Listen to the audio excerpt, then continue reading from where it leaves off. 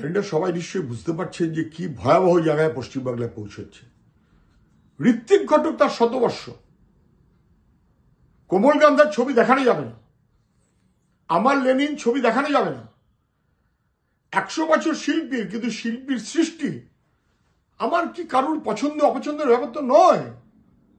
যার পছন্দ হচ্ছে না সে দেখবে না, কিন্তু এগুলো অমোঘ সৃষ্টি, গুরুত্বপূর্ণ গুরুত্বপূর্ণ। এ নিয়ে চর্চা হয়, এ নিয়ে গবেষণা হয়। তৃণমূলের কাউন্সিলর তার আপত্তি আছে, অতএব পারমিশন দেবার পরেও সেই ফিল্ম দেখানো যাবে না। আমার লেনিন দেখানো যাবে না, কোমলকান্তার দেখানো যাবে না, ঋত্বিক ঘটককে দেখানো যাবে না।